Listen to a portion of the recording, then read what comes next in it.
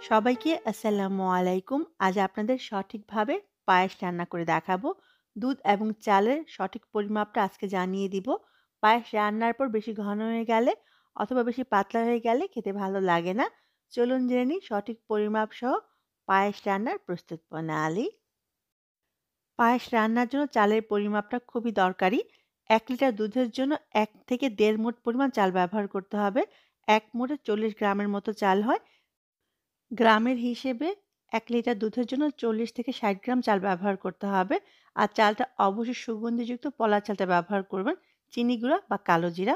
এবার পর্যাপ্ত পরিমাণ পানিতে চালটাকে ধুয়ে আমি ২০ থেকে ২৫ মিনিটের মতো ভিজিয়ে রাখবো। চুলায় আমি ১ লিটার দুধ বসিয়ে দিলাম। দিয়ে দিচ্ছি আস্ত গরম মসল্লা। এখানে ১ টুকরা দারচিনি, ৩ টা এলাচ আর ২ টা তেজপাতা দিয়ে দিয়েছি। আজকের পায়েস আমি ১ লিটার দুধের অনুপাতে সবগুলো উপকরণ ব্যবহার করব। আপনি বেশি করে পায়েস বানালে সেই অনুপাতে প্রতিটি উপকরণ বাড়িয়ে নিতে হবে। দুধটাকে ঘন করব না, শুধু গরম হওয়া পর্যন্ত অপেক্ষা করব। এদিকে চালটা ২০ মিনিটের মতো ভিজিয়ে রেখেছিলাম। এবার ধুয়ে নিয়েছি। এবার সামান্য একটু পানি দিয়ে আমি চালটাকে একটু ভেঙে নিব। খুব বেশি গুঁড়া করা যাবে না। প্রতিটা চাল যেন ৪ থেকে ৫ টুকরা হয়। এই কাজটা আপনি শিল-পাটায়ও করে নিতে পারবেন। ঠিক এরকমভাবে চালটা খেয়াল করে দেখুন। একেবারে গুঁড়া হবে না। প্রতিটা চাল ৪ থেকে ৫ টুকরা হবে। এভাবে পায়েস রান্না করলে পায়েস কখনোই পানসে হবে না। এদিকে দুধটাও ফুটে উঠেছে, মানে গরম হয়ে গেছে। এই পর্যায়ে যে চালগুলো আমি ভেঙে রেখেছিলাম দিয়ে দিব। চালটা এভাবে ভেঙে পায়েস রান্না করলে পায়েস কখনোই পানসে লাগে না। চালগুলো দিয়ে খুব ভালো করে নেড়ে মিশিয়ে নিতে হবে। অনবরত নাড়তে হবে, তা না হলে কিন্তু নিচে লেগে যাবে।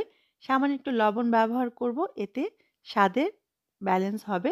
যারা মিষ্টি খাবার লবণ পছন্দ করে না তারা এটা বাদ দিতে পারেন। খুব ভালো করে নেড়ে নিতে হবে আর চুলার আঁচটা কিন্তু মাঝারি থাকবে। খেয়াল রাখতে হবে নিচে কোনোভাবে যাতে পুড়ে না যায়। পলার চালটা প্রায় 80% এর মতো ফুটে উঠেছে।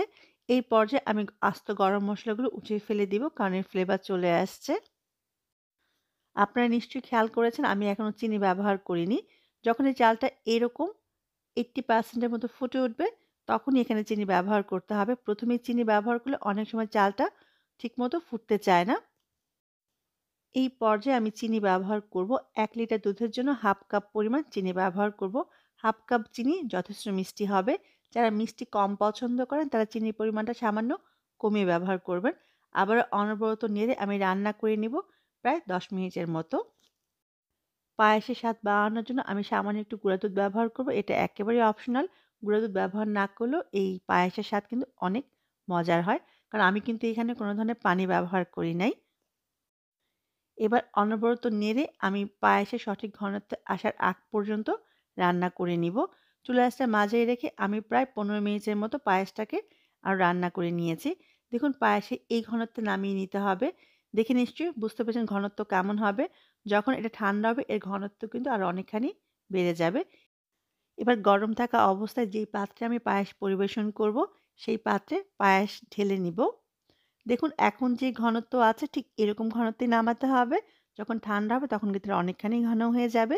আপনার পছন্দ অনুযায়ী এখানে যেকোনো বাদাম বা কিশমিশ ব্যবহার করতে পারবেন। আমি আজকে এখানে কাঠবাদাম দিয়ে দিচ্ছি। আর বাদামের পরিমাণটা আপনি আপনার পছন্দ অনুযায়ী কম বেশি করে নিতে পারবেন। এবার ফ্রিজে রেখে ঠান্ডা, ঠান্ডা পরিবেশন করুন। খুবই মজার। পায়েস অবশ্যই বাসায় বানাবেন আর আমার কমেন্ট বক্সে জানাবেন কেমন হলো। আজকের জন্য আল্লাহ হাফিজ।